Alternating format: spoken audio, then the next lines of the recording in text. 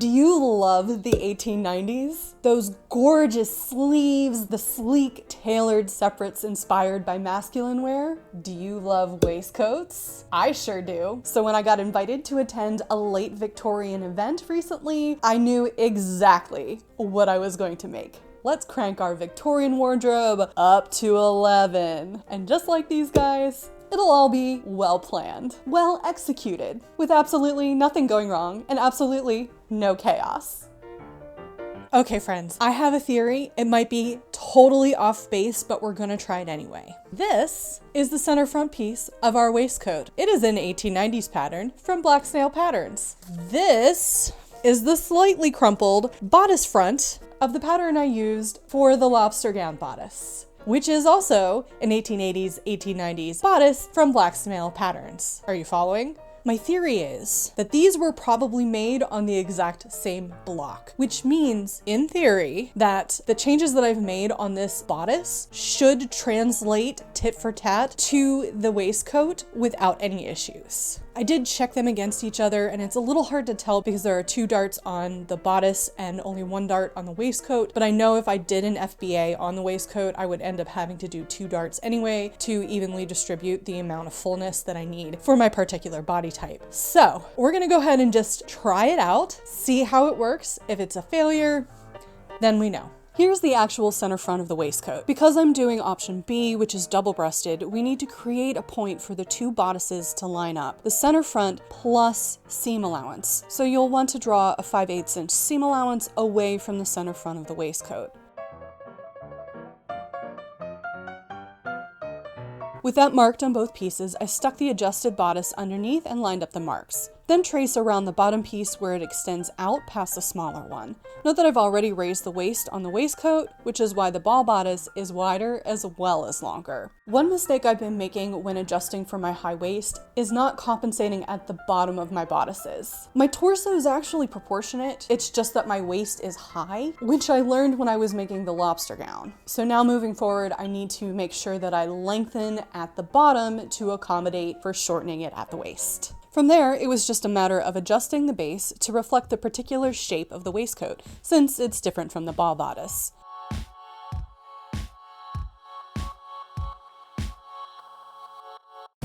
Okay, then we gotta mark the darts, very important on anything fitted over a corset.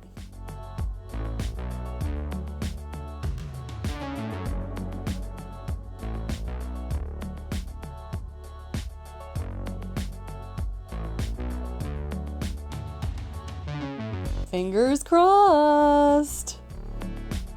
It worked! Is it perfect? Not quite, but pretty darn close and took very little time. Ah, what a wonderful feeling. The only modification I had to make was to let out the side seams by about 1/4 of an inch on each side. It fit pretty well, but I was getting a little bit of pulling, and it's to be expected because the ball gown is 1 layer essentially underneath what this is. So this needs to have a little bit more ease to go over the extra layer. I'm getting a little bit of wrinkling on this side. This side looks pretty good, but I also think that the darts are a little wonky on this side, so I think we'll be okay. However, just to be on the safe side, I'm gonna give myself a little bit more room on the sides when I cut this out. So I'll do 3/8 of an inch extra on the side seam instead of 1/4. That'll give me another 1/2 an inch to accommodate for the fact that we've got a thicker fashion fabric, hair canvas, and a lining that has to go on over top of this. I'm so ready to get all of this modified and cut out, but of course, I just got a notification that they're gonna replace my roof tomorrow, so I don't know how much filming I'm actually gonna get done until they're finished with that. This is day 3 of them replacing my roof. They've been waking me up at 7 a.m. every morning, tromping around above my head. It's driving me crazy, but it all just got really quiet. So I think they're at lunch. I'm gonna try and sneak a little filming in before they get back and start driving me crazy again. With that out of the way, a palette cleanser in the form of assembling the back. There is a small dart on each back piece. Please hold while your hostess plays the air drums. You may want to interface one side of your buckle straps if you're using a flimsy fabric for your waistcoat back like I am. The quilting cotton was for my stash and it doesn't have much body.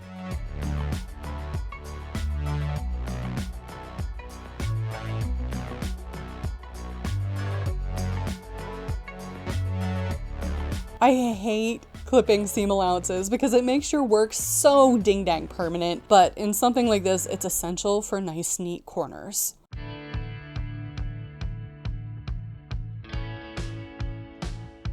Place these on the outside of the bodice where indicated and baste them to secure. Now it's time for some painstaking hand stitching of tailor's tacks in the center front of our fashion fabric so that our marks remain for the duration of the assembly. Words cannot express how much I loathe all this excess hand sewing, but sometimes the extra work is necessary. This is one of those times. Unfortunately.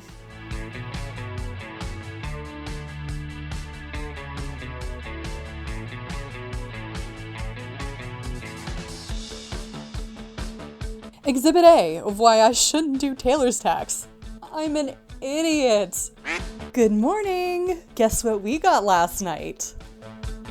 I know some of you are looking at this thinking, oh, that's it, but that's actually a lot of snow for us. It's kind of exciting. Of course, the sun's out and it's already starting to melt and it's not even 11 o'clock, but it's nice to have a little bit of snow every once in a while, especially when you don't have to go out in it. And with that bright, cheerful little news, let's move on to something much less cheerful, the welt pocket. I got really frustrated with this yesterday. This is not a modern welt pocket construction. It is a historical welt pocket construction, and in that it has, at least in my opinion, a lot of unnecessary extra steps. I will try and keep my snark to a minimum. First, we're supposed to base the cut line. Do you see a cut line? I don't see a cut line. It just says welt pocket with 2 X's here. What does that mean? Is this where the welt goes, or does the cutting line go in between here? I have no idea. I originally thought that the cutting line was going to be in between, but I think it might be slightly above this little mark here. Here are the little X's. So we have 2 different sizes. The smaller is the outer, the larger is the inner. These are going to get sewn together, right sides together. Like that. Ta-da! You're gonna line this up with the X's here. Even though we're doing 1/4 inch seam allowances on the tops of these, there's a 5/8 inch seam allowance on the side of the welt. So X to X. Then we're gonna take the top pocket and line it up with the seam line. Still don't know where that is. I'm gonna say there. So maybe we cut right in between these 2. These fine tip chalk pens are really good for stuff like this when you need to be as precise as possible. They're kind of pricey, but they're way better than the chonky boys. I hope I did this right, because now we're gonna cut it.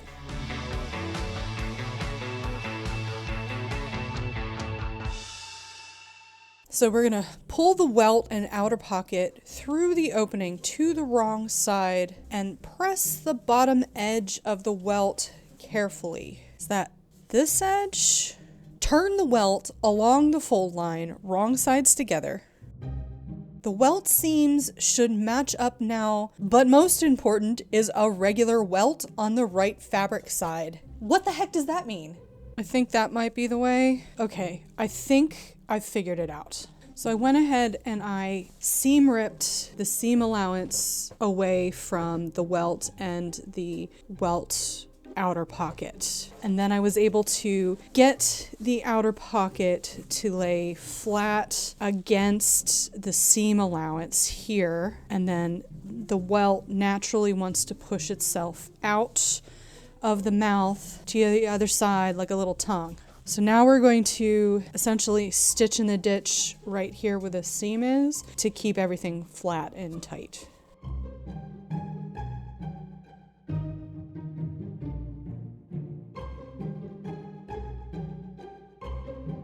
Okay, we've sewed this together. Definitely a little wonky. Now, if we were doing view A, which is the single-breasted front, we would finish this now, but because we're going to put interfacing on the inside of this hair canvas, we're going to stop here and move on to the next step.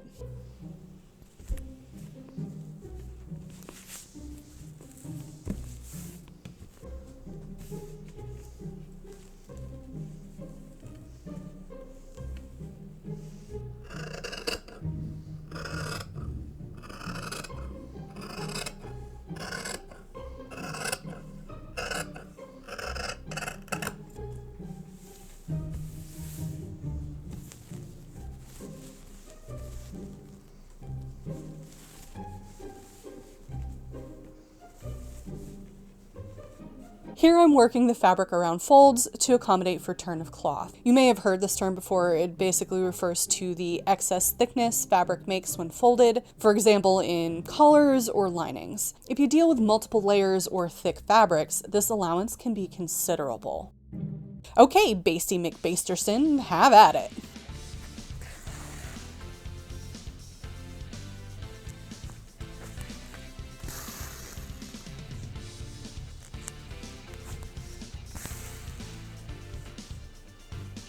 Okay, that's enough ASMR. Speed it up already. Woo! Look at her go now!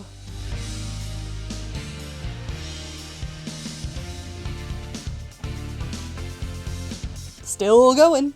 The energy bunny of basting.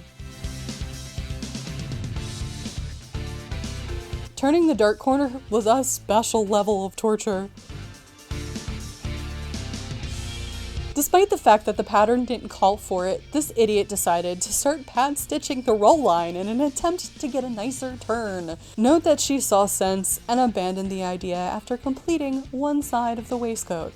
Finally, after an agonizing 2 days of labor over stitching that will eventually get taken out, she was done. Okay, my friends, with the hair canvas basted onto the front, we can finally put this thing together. Next is the shoulder seam, but only the fashion fabric, not the hair canvas. Okay, and surely the next step is to add the back to the front. Back to some endless hand sewing!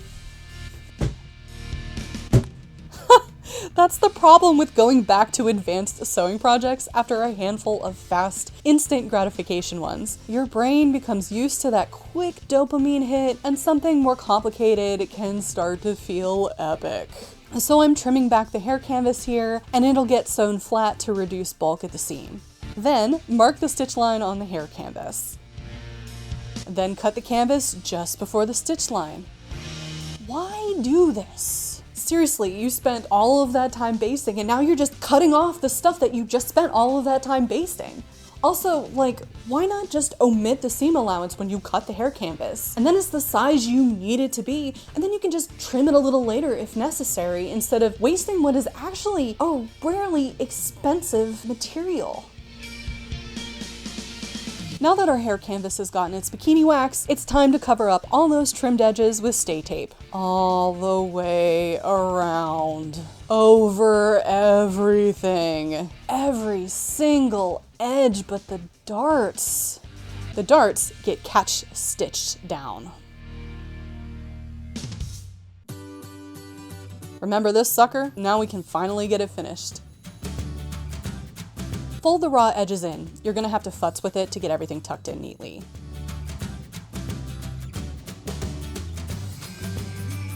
Then top stitch over the edges. The collar facing and the bottom facing get stitched together before adding it to the front of your waistcoat. Then the facing collar edge gets sewn together. I ended up piecing this bit, so ignore the weird seam lines and shapes. Then, and only then, can you place the facing and the waistcoat right sides together and sew that lovely outside edge. Ooh, let's flip that baby right side out.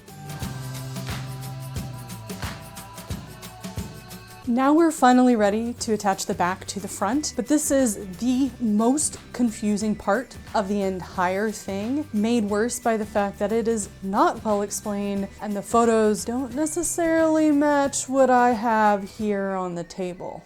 This whole page of instructions makes no sense to me. The next step is to fold the facing to the side and out of the way, matching all marks, start stitching exactly at mark 2. Here's the back piece. Do you see a mark 2? There are no marks on here to match to the front.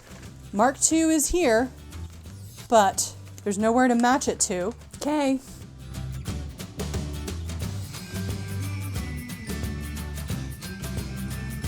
Hope that's right, because the next step is to clip it, and once I clip it, there is no going back.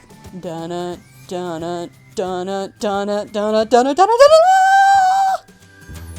Okay, with that done, we need to deal with the center back, aligning with the back portion of the collar. It's not laying flat, and these corner bits just aren't aligning as neatly as they should. I do want to say that Black Snail patterns are actually really good, especially for the price. And while there's always a few of these moments where there's bits missing and where there's maybe something getting lost in translation, as long as you have some basic garment construction knowledge, you can figure it out eventually. It's a conscious decision for me in the editing process to include my moments of frustration, so you know if you're making this pattern, which parts might be less clear than others. And also because the sewing process is about problem solving all of the time, regardless of what level you're actually sewing at. Point in case. Took me 3 tries off camera to get it right. So here's what the finished seam should look like. Here's what it looks like from the inside. I've got these weird corner things, but the inside, it doesn't matter because we're gonna flip that facing over and cover the carnage completely.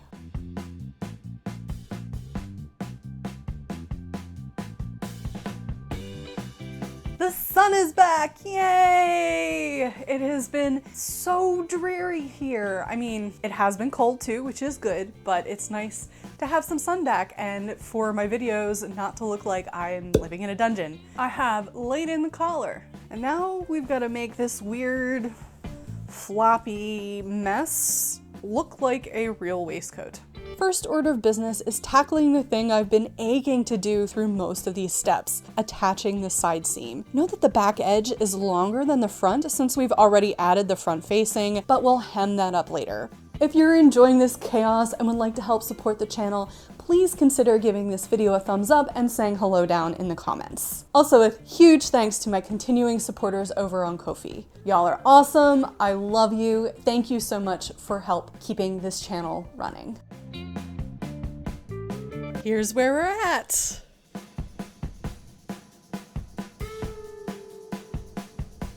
Everything is pretty much tacked down and we really only have a few more steps before it's finished. So exciting. I love this so much. I love this color. I am super excited. Yep, more basting. Yeesh.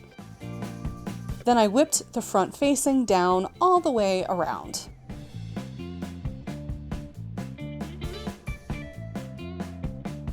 Here's another look at the weird neck construction. Tacking in those corners was kind of weird. Silk habitai is my favorite material for lining because it's relatively cheap and nice and slippery, but therein lies a problem. Okay, so this is the front lining partially laid in. The arm side here and the side seam are sewn and the bottom and the front are not. I've been struggling to get this to do what I want it to do, partially because silk habitai is just a pain, and partially I think because this waistcoat is so curvy now because of the way that I'm built that this is struggling to keep up with it because this doesn't have a dart in it at all. So I'm trying to give myself as much ease as possible in this so that when I put it on and it stretches up over my bust, it won't affect the fit too much. Okay, so here's what's something else that's tripping me up. You're supposed to put a tuck into this, but she doesn't say how the excess width is supposed to be tucked. Is it a pleat? Like, which direction does the pleat go? There's no explanation. So I tried to do this at 10:30 last night on a Saturday. Don't advise that. So I figured I would try and tackle it again with a fresh brain and see if we can get it correct. I think this is a mess. So what I'll do, I think first, is I'm going to pleat it this way, comme ça, and then there, and then pin it like that. That looks like a mess. Like, truly, that is not right. I neatened the vertical pleat a little and then hand basted it down along with the raw edge. Now, making the pleat as instructed is a lot neater and less gloppy. Still don't know if it's right.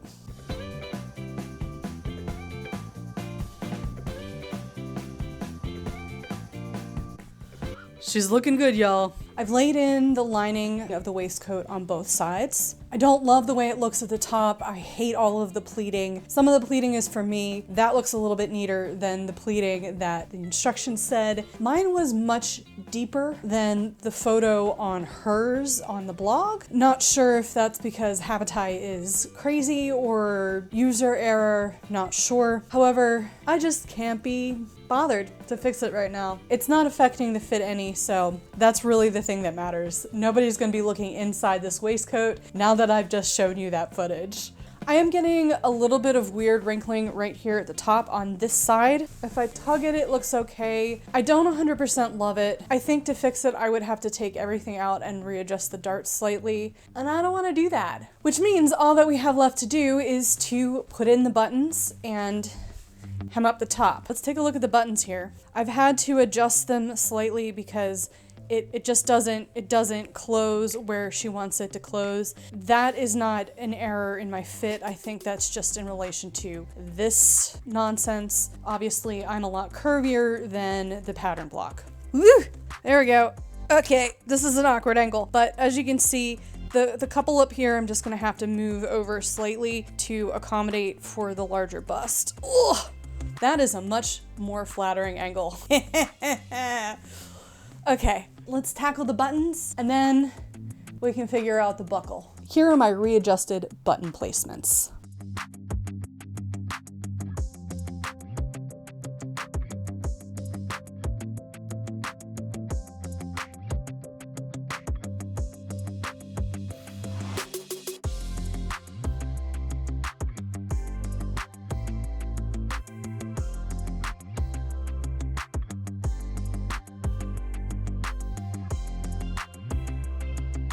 Ooh, ah. Note that you're supposed to put a buttonhole on the inside top as well as on the other side, but I opted to skip this step. It hurts me to put holes in my hard work, and I think it fits fine without the extra button. Last thing, the buckle. Instructions don't indicate what kind of buckle, but since both edges of these straps are pointy, I'm opting for one of these slidey guys. Added bonus, no eyelet sewing required.